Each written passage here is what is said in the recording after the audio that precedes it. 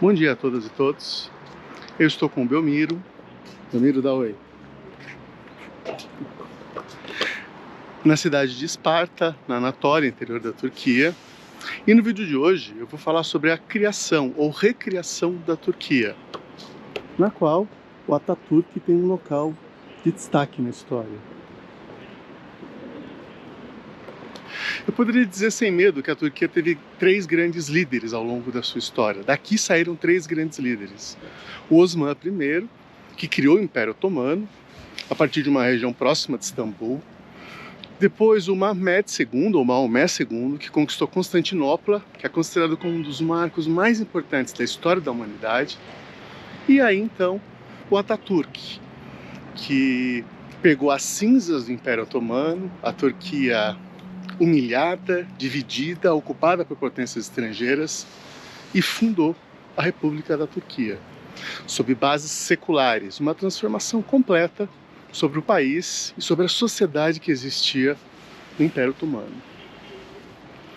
Para gravar esse vídeo, eu vou aproveitar para mostrar um pouquinho para vocês da cidade, e nós vamos até o parque, que fica no sopé da cadeia Taurus, na montanha. Mas antes disso, vocês terem uma ideia da força da figura do Atatürk, que é uma figura onipresente na Turquia, que está em todas as repartições, em todas as lojas, em todas as casas a imagem dele. Eu vou mostrar para vocês o que acontece no dia 11 de novembro, às 9h05 da manhã, quando a Turquia para por 1 minuto em homenagem ao Atatürk, que é uma figura simplesmente sensacional.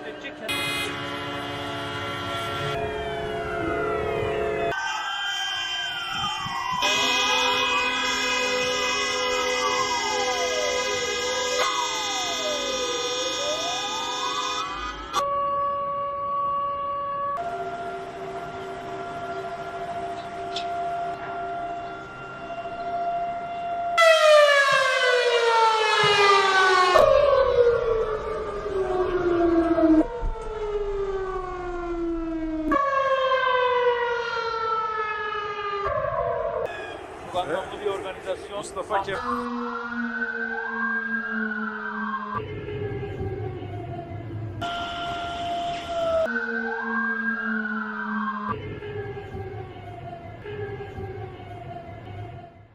Mas como é que surgiu então o Império Otomano?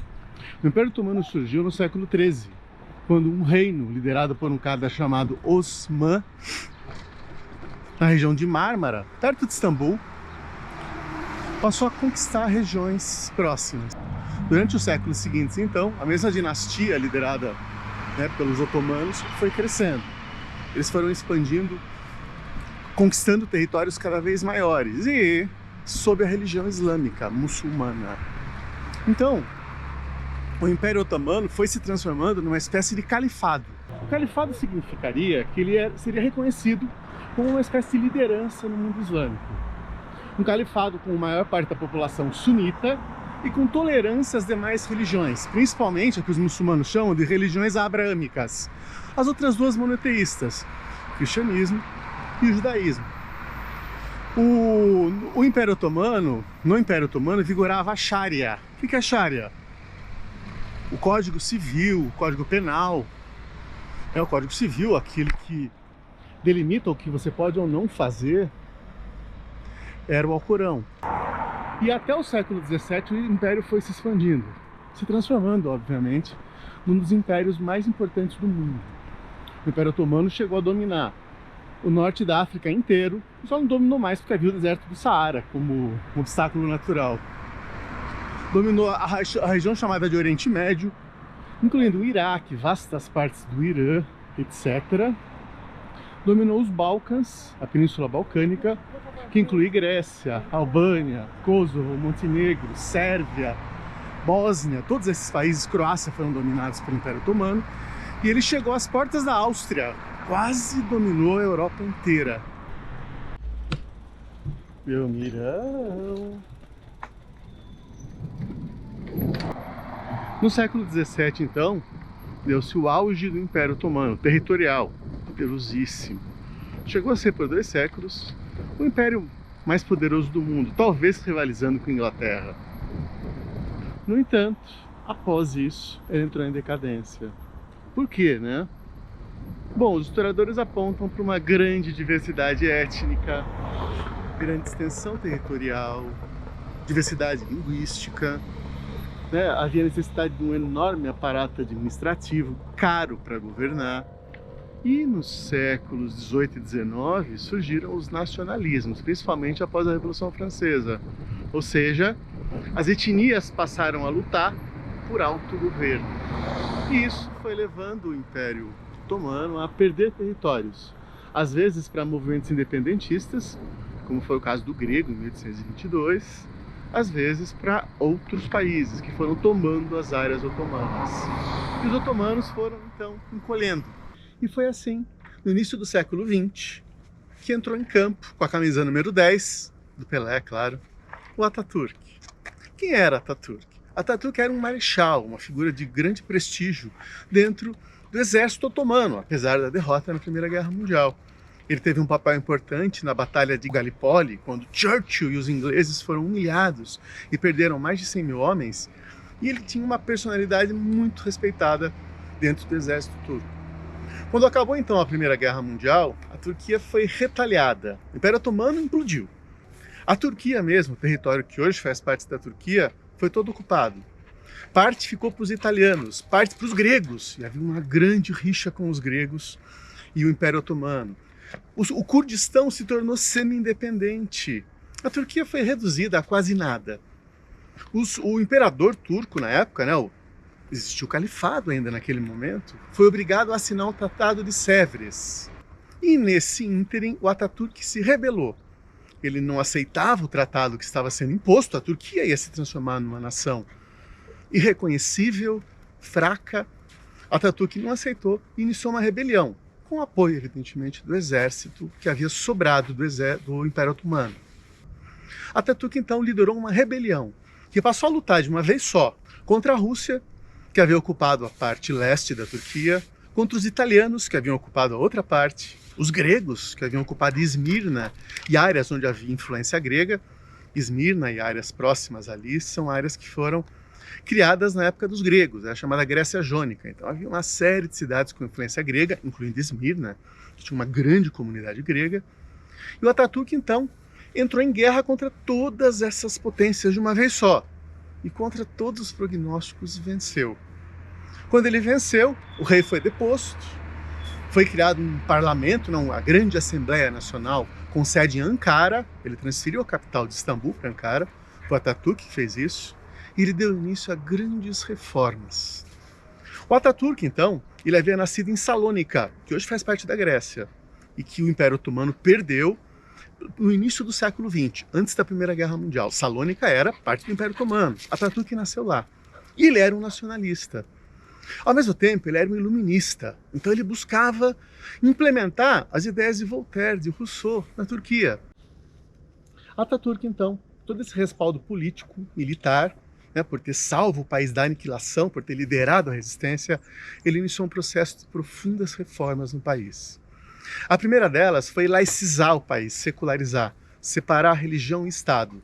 Na prática, a Turquia deixou de fazer parte de uma espécie informal de Império Islâmico, já que o Império Otomano era reconhecido praticamente como um califado, como uma continuidade do califado de Maomé. Ele reformou a educação. Ele chamou um norte-americano chamado John Dewey, que fez um diagnóstico da educação turca e propôs mudanças radicais, entre elas a adoção do alfabeto latino, o nosso, e o abandono do alfabeto árabe. Segundo Dewey, o árabe demandava 3, 4 anos para uma criança ser alfabetizada. Com o latino isso poderia acontecer em 1 ano.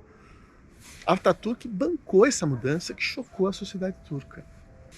Na economia, ele adotou uma espécie de estatismo econômico, protecionismo, estímulo à industrialização, a banalização da agricultura, com o Estado sendo um gestor de todo esse processo de transformação. Em relação aos hábitos, ele passou a defender uma ocidentalização dos costumes. Roupas, por exemplo, ele passou a defender o abandono do fez, que era uma espécie de boina que os árabes usam. Ele passou a defender o abandono de roupas árabes e a adoção de roupas ocidentais, por exemplo, o terno e gravata. Passou a defender a entrada de mulheres no mercado de trabalho. Nas artes, ele acabou com as restrições islâmicas, permitindo, por exemplo, a representação de figuras humanas. Ele acabou com a proibição oficial ao álcool, que existe no mundo islâmico. A gente sabe que na Turquia, mesmo antes de acabar a proibição, havia uma grande produção artesanal de raki, que é a bebida nacional, feita através da fermentação de frutas. O próprio Ataturk gostava de um raki. E ele exigiu que os turcos adotassem um sobrenome. A história do nome da Ataturk é muito curiosa. O nome dele é Mustafa. Mustafa, só Mustafa, não havia sobrenomes na Turquia. Como ele era um aluno brilhante, o Mustafa ganhou o sobrenome Kemal. Kemal seria o inteligente, o excepcional, dado pelo seu professor. Então, nesse período, o nome dele era Mustafa Kemal, sobrenome dado pelo professor. Posteriormente, ele adotou o Ataturk, pai da Turquia, já que ele se transformou numa das grandes figuras históricas nacionais, junto com o Osman, que foi o criador do país, e com o Mehmed II, que conquistou Constantinopla e permitiu o avanço dos turcos sobre a Europa. As consequências do período do Ataturk foram a criação da Turquia como ela é hoje. A Turquia foi europeizada. O país se separou da política internacional islâmica. Por exemplo, a Turquia faz parte da OTAN. Ela está aderindo à União Europeia, tem processo de adesão. Então ele separou completamente, ele ocidentalizou a Turquia. Ele separou a religião do Estado, tirando o grande poder dos clérigos. Ele mudou completamente os hábitos da população. É muito interessante, né? A diferença que tem de um país como a Albânia, Kosovo, que são países islâmicos que eu já visitei, da Turquia. A Turquia é muito ocidentalizada, sabe? E não são só as grandes cidades, Istambul ou Esmirna. Eu estou em Esparta, uma cidade média, que ela se parece muito com as cidades brasileiras. Mas eu acho que é isso. Queria mais uma vez agradecer a todos e todas. Abração aí pra galera. Fiquem bem.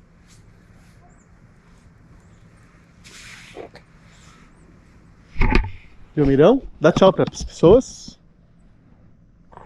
Essa é a cidade de Esparta. Nós estamos num parque aqui no início da montanha, das cadeias Taurus.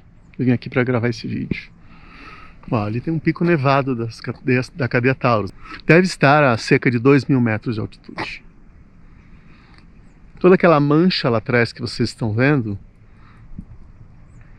é que tem muita névoa, não está dando para enxergar. É a cadeia Taurus.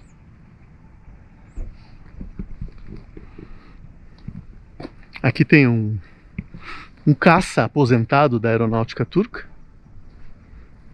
Eu não sei bem que caça é esse. Talvez um F-5 norte-americano? Eu acho que é um F-5, mas eu vou conferir.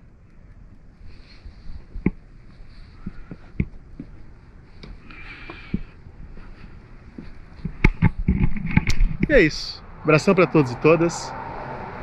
Valeu.